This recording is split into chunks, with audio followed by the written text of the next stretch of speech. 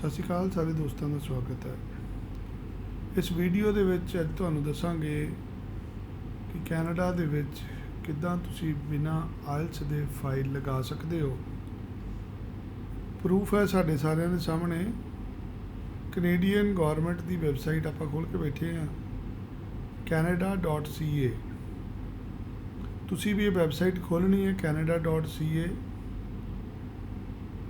ਜਿੱਦਾਂ ਹੀ ਲੌਗਇਨ ਕਰੋਗੇ ਥੱਲੇ ਡਿਟੇਲ ਆ ਜਾਏਗੀ ਗਵਰਨਮੈਂਟ ਆਫ ਕੈਨੇਡਾ ਇੰਗਲਿਸ਼ ਜਾਂ ਫ੍ਰੈਂਚ, ਤੁਸੀਂ ਕਿਹੜੀ ਲੈਂਗੁਏਜ ਦੇ ਵਿੱਚ ਇਸ ਵੈਬਸਾਈਟ ਤੋਂ ਜਾਣਕਾਰੀ ਲੈਣਾ ਚਾਹੁੰਦੇ ਹੋ। ਜਾਣਕਾਰੀ ਮਿਲੇਗੀ ਕਿ ਕੈਨੇਡਾ ਫਾਈਲ ਲਾਉਣ ਵਾਸਤੇ ਆਇਲਸ ਚਾਹੀਦੀ ਹੈ ਜਾਂ ਨਹੀਂ ਚਾਹੀਦੀ। ਆਜੋ ਆਪਾਂ ਵਾਰੀ ਸਿਰ ਦੇਖਦੇ ਹਾਂ। ਸਭ ਤੋਂ ਪਹਿਲਾਂ ਆਪਾਂ ਇੰਗਲਿਸ਼ ਨੂੰ ਕਲਿੱਕ ਕਰਦੇ ਹਾਂ। ਜਿੱਦਾਂ ਇੰਗਲਿਸ਼ ਨੂੰ ਕਲਿੱਕ ਕਰਦੇ ਹਾਂ ਅਗਲਾ ਪੇਜ ਖੁੱਲ੍ਹ ਰਿਹਾ ਜਿਹਦੇ ਉੱਤੇ ਦਿੱਤਾ ਹੋਇਆ ਤੁਸੀਂ ਕੈਨੇਡਾ ਦੇ ਕੀ ਜਾਣਕਾਰੀ ਚਾਹੁੰਦੇ ਹੋ। ਇੱਥੇ ਜੌਬਸ ਬਾਰੇ ਦੱਸਿਆ, ਟਰੈਵਲ ਟੂਰਿਜ਼ਮ ਬਾਰੇ ਦੱਸਿਆ, ਇਮੀਗ੍ਰੇਸ਼ਨ ਐਂਡ ਸਿਟੀਜ਼ਨਸ਼ਿਪ ਬਾਰੇ ਦੱਸਿਆ, ਬਿਜ਼ਨਸ ਐਂਡ ਇੰਡਸਟਰੀ ਹੈ। ਵੱਖਰੇ ਕੈਨੇਡਾ ਦੇ ਜਿਹੜੇ ਸੈਕਟਰ ਨੇ ਉਹਨਾਂ ਬਾਰੇ ਇਨਫੋਰਮੇਸ਼ਨ ਹੈ ਇਸ ਵੈਬਸਾਈਟ ਦੇ ਉੱਤੇ। ਅਸੀਂ ਇੱਥੇ ਕਲਿੱਕ ਕਰਾਂਗੇ ਇਮੀਗ੍ਰੇਸ਼ਨ ਐਂਡ ਸਿਟੀਜ਼ਨਸ਼ਿਪ ਦੇ ਉੱਤੇ। ਇਮੀਗ੍ਰੇਸ਼ਨ ਐਂਡ ਸਿਟੀਜ਼ਨਸ਼ਿਪ ਦੇ ਅੰਡਰ ਜਦੋਂ ਆਪਾਂ ਚਲੇ ਜਾਂਦੇ ਹਾਂ ਫਿਰ ਉੱਥੇ ਕਈ ਤਰ੍ਹਾਂ ਦੀ ਇਨਫੋਰਮੇਸ਼ਨ ਹੈ। ਤੁਸੀਂ ਕਾਹਦੀ ਇਨਫੋਰਮੇਸ਼ਨ ਲੈਣਾ ਚਾਹੁੰਦੇ ਜੇ? ਵਿਜ਼ਿਟ ਵੀਜ਼ਾ ਦੀ, ਇਮੀਗਰੈਂਟ ਦੀ, ਵਰਕ ਦੀ, ਸਟੱਡੀ ਦੀ। ਅਸੀਂ ਸਟੱਡੀ ਬਾਰੇ ਜਾਣਕਾਰੀ ਲੈਣਾ ਚਾਹੁੰਦੇ ਹਾਂ। ਜਦੋਂ ਸਟੱਡੀ ਬਾਰੇ ਜਾਣਕਾਰੀ ਲੈਣਾ ਚਾਹੁੰਦੇ ਹਾਂ ਤਾਂ ਲਿਖਿਆ ਆ ਗਿਆ study in Canada as an international student. ਬਤੌਰ ਅੰਤਰਰਾਸ਼ਟਰੀ ਵਿਦਿਆਰਥੀ ਤੁਸੀਂ ਦਾਖਲਾ ਲੈਣਾ ਕੈਨੇਡਾ 'ਚ, ਉਹਦੀ ਜਾਣਕਾਰੀ ਦਿੱਤੀ ਹੋਈ ਹੈ ਕੈਨੇਡੀਅਨ ਐਮਬੈਸੀ ਦੀ ਸਾਈਟ 'ਤੇ। ਕੀ ਲਿਖਦੇ ਨੇ, ਕੀ ਕਹਿੰਦੇ ਨੇ? Apply to study in Canada as an international student, extend your study permit and find out about working while you study or after your graduate. ਬਤੌਰ ਇੰਟਰਨੈਸ਼ਨਲ ਵਿਦਿਆਰਥੀ ਤੁਸੀਂ ਕੈਨੇਡਾ ਦੇ ਵਿੱਚ ਸਟੱਡੀ ਪਰਮਿਟ ਲੈ ਕੇ ਜਾਂਦੇ ਹੋ। ਤੁਹਾਨੂੰ ਕਿੰਨੀ ਦੇਰ ਉੱਥੇ ਕੰਮ ਕਰਨਾ ਅਲਾਊਡ ਹੈ ਪੜ੍ਹਾਈ ਦੇ ਦੌਰਾਨ, ਔਰ ਪੜ੍ਹਾਈ ਤੋਂ ਬਾਅਦ ਵੀ ਕਿੰਨੀ ਦੇਰ ਕੰਮ ਕਰ ਸਕਦੇ ਜੇ, ਉਸ ਚੀਜ਼ ਦੀ ਜਾਣਕਾਰੀ ਵੀ ਦੇ ਰਹੇ ਨੇ। ਅਪਕਮਿੰਗ ਬਾਰਡਰ ਚੇਂਜਿਸ ਦੀ ਡਿਟੇਲ ਦਿੱਤੀ ਗਈ ਹੈ ਕਿ ਬਾਰਡਰ ਖੋਲ੍ਹ ਦਿੱਤੇ ਗਏ ਆ ਫੁੱਲੀ ਵੈਕਸੀਨੇਟਿਡ ਫੋਰਨ ਨੈਸ਼ਨਲਸ ਵਾਸਤੇ। May be allowed to enter Canada for discretionary travel on the following dates if they meet specific criteria. ਅਗਸਤ 9 ਤਰੀਕ ਨੂੰ American citizen and permanent resident of United States ਜਿਨ੍ਹਾਂ ਕੋਲ ਗ੍ਰੀਨ ਕਾਰਡ ਹੈ who currently reside in the United States who meet specific criteria to qualify as fully vaccinated। ਤੁਸੀਂ American ਨਾਗਰਿਕ ਹੋ, America ਦਾ green card ਹੈ ਤੁਹਾਡੇ ਕੋਲ, ਤਾਂ ਤੁਸੀਂ 9 ਅਗਸਤ ਤੋਂ ਅਮਰੀਕਾ 'ਚ ਐਂਟਰ ਹੋ ਸਕਦੇ ਹੋ। ਫਲਾਈਟਸ ਫਰੋਮ ਇੰਡੀਆ ਤੋਂ ਫਲਾਈਟਾਂ ਬੰਦ ਕੀਤੀਆਂ ਗਈਆਂ, ਉਹਦੀ ਡਿਟੇਲ ਹੈ। Processing time for fall 2021 September intake ਦੀ ਜਾਣਕਾਰੀ ਦਿੱਤੀ ਗਈ ਹੈ। ਐਮਬੈਸੀ ਵਾਲੇ ਸਰਕਾਰ ਲਿਖ ਰਹੀ ਹੈ ਕਿ 15 ਮਈ ਤੱਕ ਸਾਨੂੰ ਫਾਈਲਾਂ ਦੇ ਦਿਓਗੇ ਤਾਂ ਅਸੀਂ 6 ਅਗਸਤ ਤੱਕ ਤੁਹਾਨੂੰ ਡਿਸੀਜਨ ਦੇਵਾਂਗੇ। ਉਸ ਤੋਂ ਬਾਅਦ ਕਿਊਬਿਕ ਦੇ ਸਟੂਡੈਂਟਾਂ ਬਾਰੇ ਦੱਸਿਆ ਗਿਆ।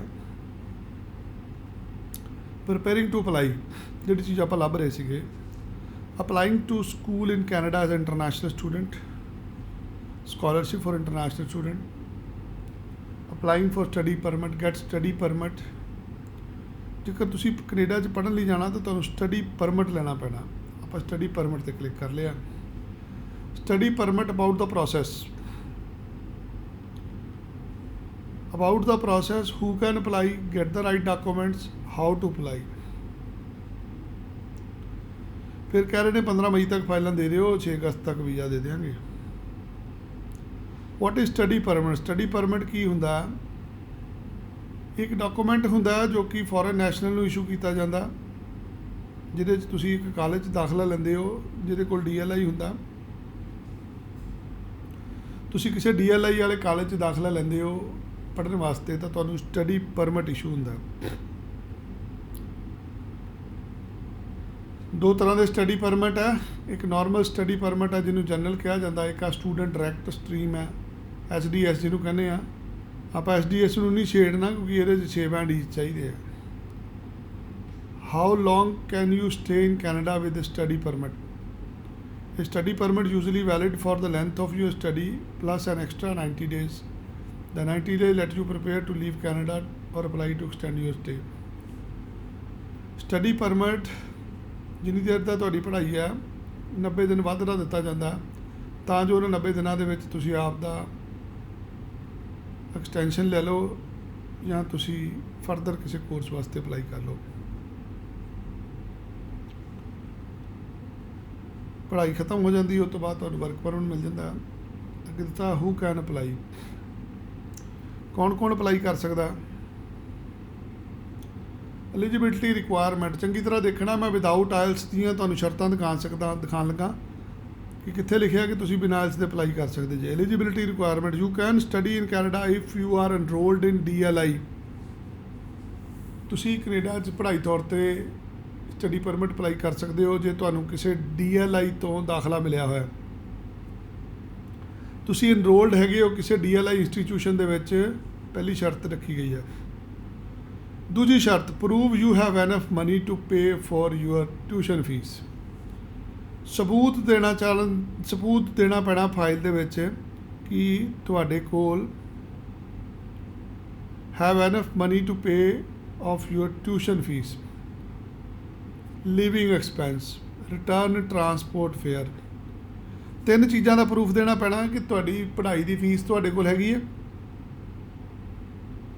ਕੈਨੇਡਾ 'ਚ ਲਿਵਿੰਗ ਐਕਸਪੈਂਸ ਜਿਹੜਾ ਰੋਟੀ ਪਾਣੀ ਦਾ ਖਰਚਾ ਉਹ ਤੁਹਾਡੇ ਕੋਲ ਹੈਗਾ। ਤੀਸਰਾ, ਜਿਸ ਜਹਾਜ਼ 'ਚ ਬੈਠ ਕੇ ਜਾਣਾ ਉਸ ਜਹਾਜ਼ ਦੀ ਟਿਕਟ ਜੋਗੇ ਪੈਸੇ ਚਾਹੀਦੇ ਆ ਤੁਹਾਨੂੰ। ਮੀਨਸ ਉਹ ਕਲੀਅਰ ਲਿਖ ਰਿਹਾ ਕਿ ਤੁਹਾਡੇ ਕੋਲ ਪੜ੍ਹਾਈ ਦੀ ਫੀਸ ਦੇ ਪੈਸੇ, ਰੋਟੀ ਪਾਣੀ ਦੇ ਪੈਸੇ ਔਰ ਜਹਾਜ਼ ਦੀ ਟਿਕਟ ਦੇ ਪੈਸੇ, ਜੋ ਕਿ ਕੁੱਲ ਮਿਲਾ ਕੇ 15 ਕੁ ਲੱਖ ਰੁਪਈਆ ਬਣ ਜਾਂਦਾ। ਇਹ ਤੁਹਾਡੇ ਕੋਲ 15 ਲੱਖ ਰੁਪਈਆ ਹੈਗਾ ਔਰ ਇਹ ਹੋਣਾ ਜ਼ਰੂਰੀ ਹੈ। ਅਗਲਾ ਪੁਆਇੰਟ ਲਿਖਦੇ ਨੇ, obey the law, have no criminal record. ਤੁਹਾਡੇ 'ਤੇ ਕੋਈ ਪੁਲਿਸ ਕੇਸ ਨਹੀਂ ਹੋਣਾ ਚਾਹੀਦਾ। ਉਹਦੇ ਲਈ PCC ਮੰਗ ਸਕਦੀ ਐਮਬੈਸੀ ਤੁਹਾਡੇ ਕੋਲ। Or in good health and good medical exam and get a medical exam. ਤੁਸੀਂ ਮੈਡੀਕਲ ਐਗਜ਼ਾਮ ਕਲੀਅਰ ਕਰਨਾ, ਮੈਡੀਕਲ ਹੋਣਾ ਤੁਹਾਡਾ। ਅਗਲੀ requirement, prove to an officer that you will leave Canada when your study permit expires. Total 5 ਚੀਜ਼ਾਂ ਮੰਗੀਆਂ ਗਈਆਂ। ਪਹਿਲਾ ਤੁਹਾਡਾ ਦਾਖਲਾ ਮੰਗਿਆ ਗਿਆ, ਦੂਜੇ ਤੁਹਾਡੇ ਕੋਲ ਪੈਸੇ ਸ਼ੋਅ ਕਰਨ ਲਈ ਹੋਣੇ ਚਾਹੀਦੇ ਆ, ਤੀਜਾ ਤੁਹਾਡਾ ਮੈਡੀਕਲ ਕਲੀਅਰ ਹੋਵੇ, ਚੌਥਾ ਤੁਹਾਡੇ 'ਤੇ ਕ੍ਰਿਮੀਨਲ ਕੇਸ ਨਾ ਹੋਣ, ਪੰਜਵਾਂ ਤੁਸੀਂ ਸਟੇਟਮੈਂਟ ਆਫ ਪਰਪਸ ਦੇਣੀ ਹੈ। ਸਟੇਟਮੈਂਟ ਆਫ ਪਰਪਸ ਨੂੰ ਕੀ ਲਿਖਿਆ, prove to an officer that you will leave Canada when your study permit expire. ਤੁਸੀਂ ਅਫਸਰ ਨੂੰ ਸਬੂਤ ਦੇਣੇ ਆ ਜਿਹਦੇ ਨਾਲ ਅਫਸਰ ਨੂੰ ਇਹ ਲੱਗੇ ਕਿ ਤੁਸੀਂ ਪੜ੍ਹਾਈ ਤੋਂ ਬਾਅਦ ਆਪਦੇ ਮੁਲਕ ਵਾਪਸ ਚਲੇ ਜਾਓਗੇ। ਇਹਨੂੰ SOP ਕਿਹਾ ਜਾਂਦਾ। ਇਹ 'ਚ ਤੁਸੀਂ ਮਾਤਾ ਪਿਤਾ ਦੀਆਂ ਰਿਟਰਨਾਂ ਦੇ ਸਕਦੇ ਜੇ, ਬੈਂਕ ਬੈਲੈਂਸ ਦੇ ਕਾਗਜ਼ ਦੇ ਸਕਦੇ, ਤੁਹਾਡੇ ਕੋਲ ਜਿਹੜੀ ਜ਼ਮੀਨ ਹੈ, ਜਾਇਦਾਦ ਹੈ, ਉਹਦੇ ਐਵੀਡੈਂਸ ਦੇ ਸਕਦੇ ਹੋ। ਸਿਰਫ ਇਹ 5 ਕਾਗਜ਼ ਚਾਹੀਦੇ ਆ। ਜਿਸ ਕਾਲਜ ਤੁਸੀਂ ਦਾਖਲਾ ਲੈਣਾ ਉਹ ਕਾਲਜ ਨੇ ਦੇਖਣਾ ਜੇ ਉਹਨੂੰ ਆਇਲਸ ਚਾਹੀਦੀ ਹੈ ਜਾਂ ਨਹੀਂ ਚਾਹੀਦੀ। ਹੋ ਸਕਦਾ ਤੁਹਾਡੀ ਅੰਗਰੇਜ਼ੀ ਵਧੀਆ ਵਾ, ਉਹ ਬਿਨਾਂ ਆਇਲਸ ਦੇ ਤੁਹਾਨੂੰ ਦਾਖਲਾ ਦੇ ਦੇਣ। ਇਹ 5 ਰਿਕੁਆਇਰਮੈਂਟਾਂ ਜੋ ਕੈਨੇਡੀਅਨ ਐਮਬੈਸੀ ਦੀ ਵੈਬਸਾਈਟ 'ਤੇ ਲਿਖੀਆਂ ਹੋਈਆਂ। ਦੂਜੀ ਰਿਕੁਆਇਰਮੈਂਟ ਹੈ get study permit foster. Student direct stream, ਇਹਨੂੰ ਨਹੀਂ ਆਪਾਂ ਛੇੜਨਾ। ਇਹਦੇ 'ਚ ਕਲੀਅਰ ਲਿਖਿਆ ਉਹਨਾਂ ਨੇ ਆਇਲਸ ਚਾਹੀਦਾ 6 ਬੈਂਡ ਈਚ।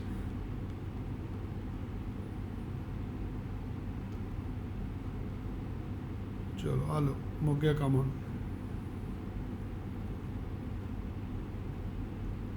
ਲਓ ਜੀ, ਹੁਣ ਕਿਤੇ ਵੀ ਗੱਲ ਨਹੀਂ ਲਿਖੀ ਹੋਈ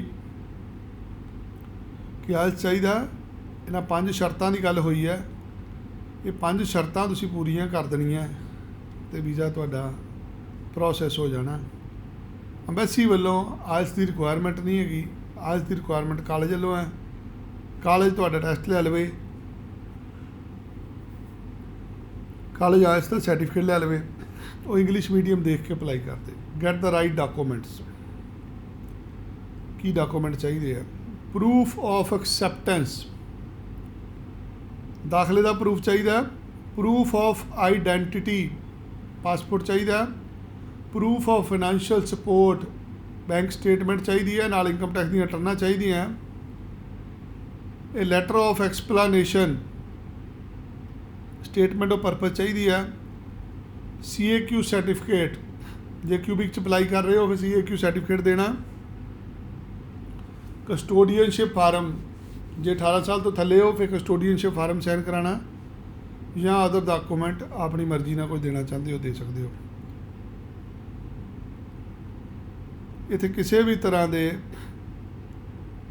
आइल्स का जिक्र नहीं किया गया। हुण असीं कली कली चीज़ ते दोबारा आ जाने हैं। पहला डॉकूमेंट जिहड़ा मंगिया गया कनेडियन सरकार वालों, ਉਹਦਾ नाम है proof of acceptance. Your school must send you a letter of acceptance include the original or electronic copy of your letter with your study permit application. जिस तुसी कॉलेज नूं अप्लाई किया वो कॉलेज ने तुहाडी लैटर ऑफ एक्सैप्टेंस तुहानूं दित्ती होवे। दूसरा प्रूफ ऑफ आइडेंटिटी, तुहाडा पासपोर्ट चाहिए। Proof of financial support, financial supports की लिखते हैं your bank statement for past 4 months, 4 महीने पुराने पैसे होने चाहिए तुहाडे माता पिता के अकाउंट च। किन्ने चाहिए वो भी लिखा $10,000 होने चाहिए। लैटर ऑफ एक्सप्लेनेशन, तुसी एम्बैसी नूं लैटर लिख के देनी, वो 2 चीज़ां कहते लिख के दिओ सानू। पहले लिख दे दिओ why you want to study in Canada, दूजा that you understand your responsibility as a student. बतौर इंटरनेशनल स्टूडेंट तुहाड़ियां की रिस्पॉन्सिबिलिटीज़ ने, उस सारी चीज़ों तुसीं समझदे हो। You should include this letter if you decide to apply a study permit even if you don't want to get a study permit for your program. Certificate of acceptance चाहिए तुहानूं CAQ जे तुसीं क्यूबिक गौरमेंट को apply कर रहे जे। कस्टोडियनशिप farm जे तुसीं minor जे, आह कागज़ चाहिए है। How to apply, how to apply मतलब इत्थे आपका अकाउंट बना लो। अगले कहते और GC की बना के तो $150 दिओ। How to apply outside Canada online, इत्थे आ जाना जी। कागज़ किहड़े चाहिए, हालो क्रेडिट कार्ड ना कहते सानू पैसे दिओ, प्रोसैसिंग टो मैडिकल दिओ, बायोमैट्रिक करांगे तुहाडे। क्रिएट योर ऑनलाइन अकाउंट और sign in, pay your fees, submit your application, check your status, निबड़ गया काम। इन्नी क फॉर्मैलिटी सीगी। आफ्टर यू अप्लाई, जो अप्लाई करता तुसी your fingerprints and photo biometrically तुहानूं बुलाया जाएगा। To process your study permit application, if the need they can ask you for interview. इन्नी एक चीज़ां अगले ने पासपोर्ट ते वीज़ा ला के तुहानूं फड़ा देना। ये वो तरीका वै जिहदे नाल तुसी विदाउट आइल्स के नाल कनेडा जा सकते जे। कनेडियन सरकार ने इत्थे किसी भी तरह का कोई वितकरा नहीं किया होया। हुण ये वो एविडेंस ने जो कनेडियन गौरमेंट की साइट तो तुहानूं दिखाए गए ने। असीं लवांगे सारे पैसे वीज़ा लगन तो बाद, ते साडे नाल संपर्क करो। धन्नवाद।